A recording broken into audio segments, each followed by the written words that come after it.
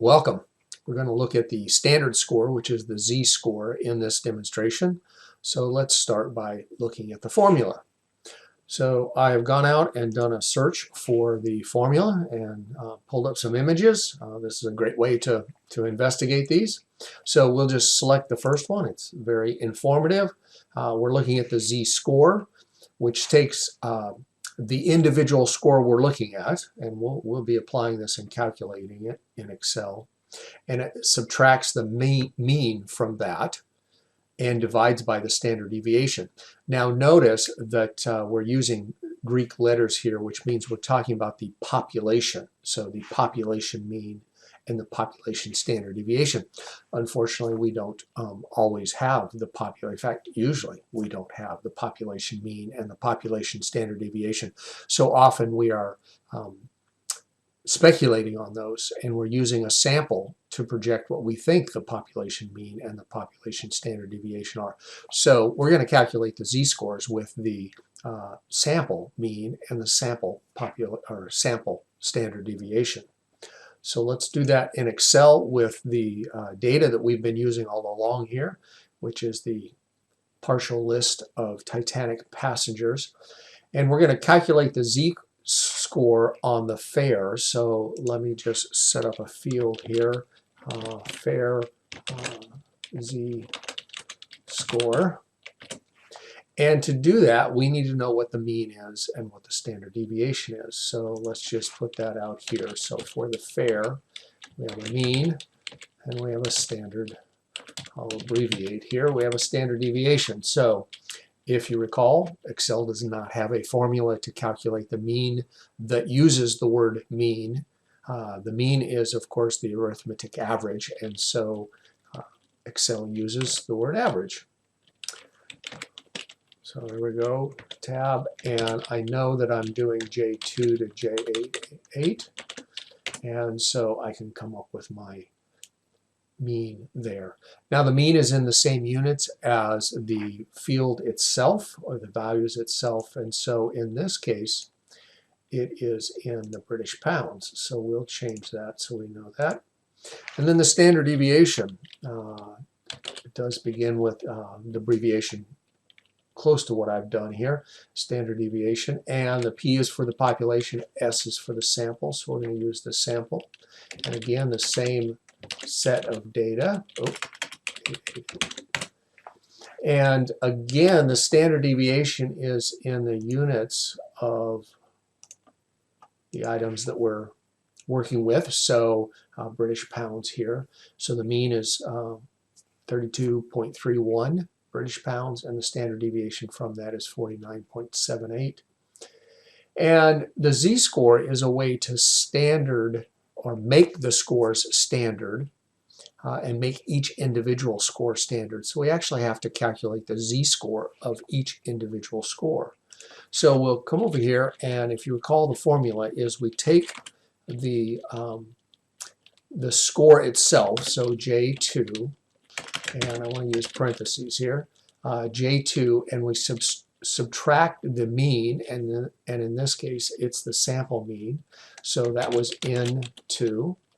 And I know I'm going to copy this down, so I'm making a row an absolute reference, and then we're going to divide that by the sample standard deviation, which is N3. And again, I've made the row an absolute reference. So the z-score is a negative 0.5. Now that's a standard score, and what it tells us is that this particular fare is half a standard deviation below the mean. And if we copy this down, we can look at any fare. So I'm just using Control Shift down in order to get to the bottom of this, and then Control Shift up, and then Shift down once. That just highlights the things I want to copy to, or the cells I want to copy to. So hit Enter, and any one of these, right, we can take a look at it and we can say, okay, that's how many standard deviations away from the mean that this score is.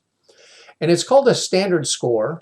Let's get back up to the top. It's called a standard score because it allows us to compare values or data ranges that use a different scale. All right, so let's take a look at age. I'm going to insert a column here, and we're going to call this the age Z. Oops, lost my cursor there. Z score.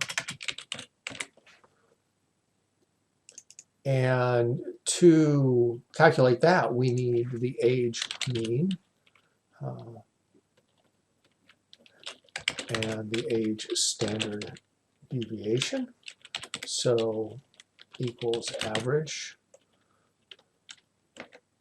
And that is in F2, column F. And again, that would be the same units. It's age, so we don't have a symbol for age, but it is the standard, or the mean of the age is 29, almost 29 and a half. And so the standard deviation, again, sample. Oops. Sample. Oh, I keep hitting the wrong key. I keep hitting the caps lock instead of my tab key. So I can also just go down here. There we go. Got it. So this is F2 to F888. So we can see that the standard deviation is just over 14 years. So now we can calculate the z-scores for the age. So this will equal the age, in this case, in F2, minus the mean, which is an 0.6. And again, I am going to copy this down, so I make the row an absolute reference, divided by 0.7. Oops. 0.07. There we go. Typed in a 0 and it doesn't work there. Okay. Oh, and I have another problem. And the other problem is I put my division symbol before my closing parentheses. So let's just say OK to this.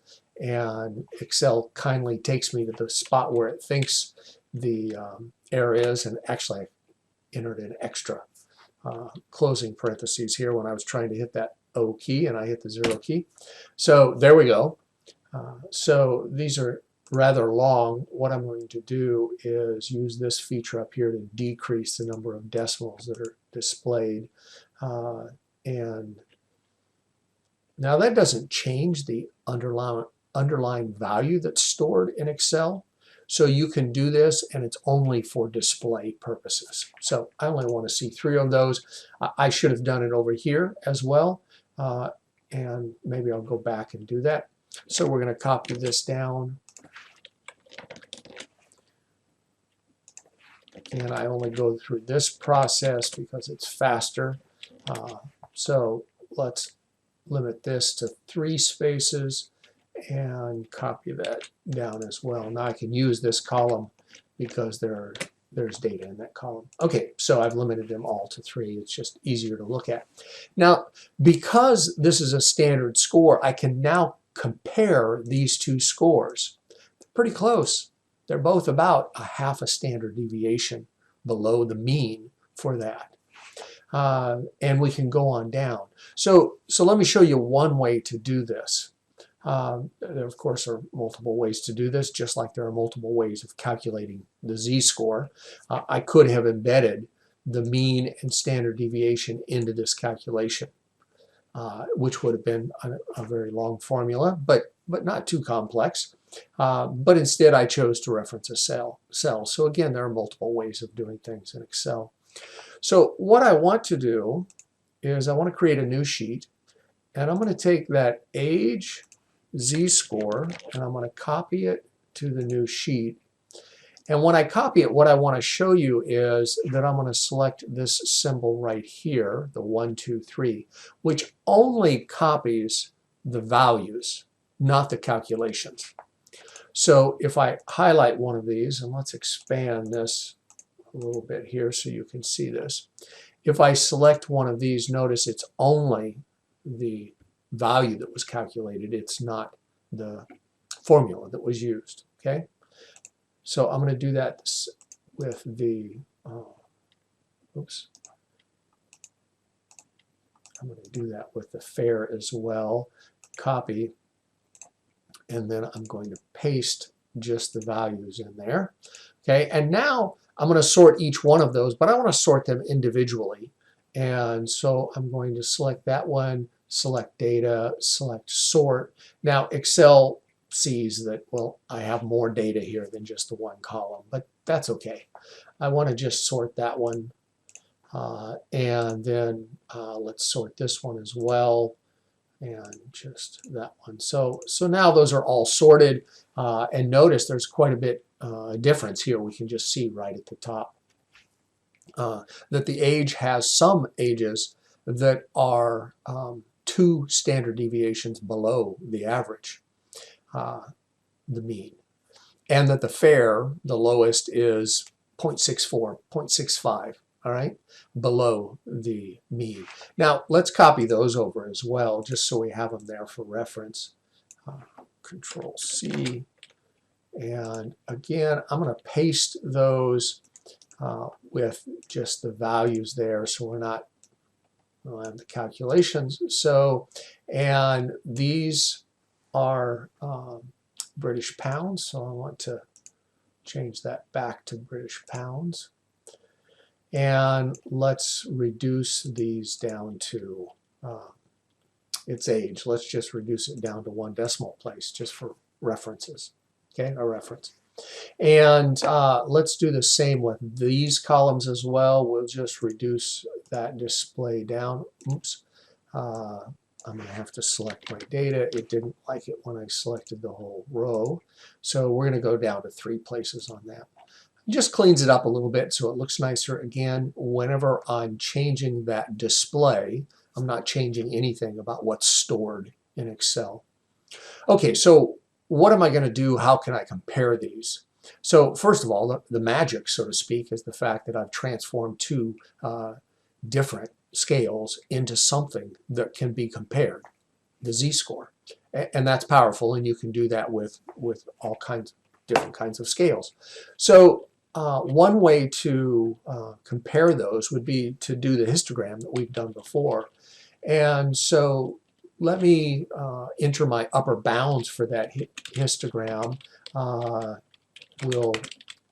We're talking about standard deviation. So I'm looking at something that's 3 standard deviations below, and then I'm going to go 3 standard deviations above, and I'm going to mark it off at every half of standard deviation. Okay, so there are my range, or my upper bounds of my histogram scale. So I'm going to go over to the Data tab. I'm going to select Data Analysis. I'm going to select the histogram. And I want to do the age score first. So I'm going to, let's do the whole column and say that there are labels. And then let's do the bin range here. Now, because I'm saying there's labels, I'm going to do it that way, even though I haven't typed a label in there, right? So I'm leaving a spot for a label. My output range, let's put that in, let's just go toward the top. Let's go with I2. Now, I want the chart, so I'm going to say OK here, and here's what I have. I have a nice histogram. I can expand for readability, and I have some frequencies. Now notice, again, I didn't put a value in here, and no value shows up in here.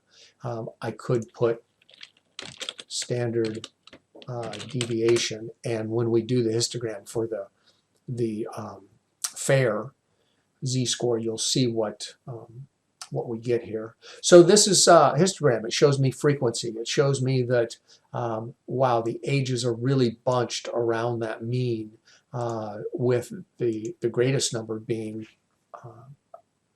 a half of standard deviation below the mean. And of course, these are upper bounds. So this would be, this 202 reflects those that are between 0, right, and -5. So -5 would be the upper bounds. So if something was a negative 0.25, it would fall into this bin right here.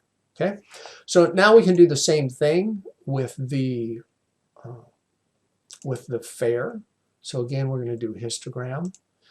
We can leave everything the same except it's going to be the B column. And I don't want my output to go over the top of my output for the age. So I'm going to put it in let's go with I-20.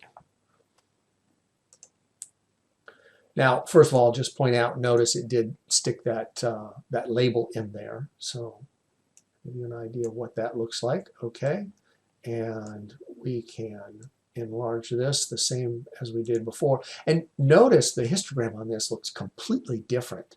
The vast majority of these z-scores for the fair falls in this bin right here, meaning that if something is, say, a positive 0.3, it will fall into that bin. If something's a positive 0.5 or a positive 0.6, it's going to fall into this bin. So most of the fairs, the vast majority of the fairs, what do we have? 887. So this would be 2/3 of the fairs fall right at that that mean. And that's what this allows us to do. Let me zoom out a little bit here. That's what this allows us to do, is to begin, oops, there we go, begin comparing these.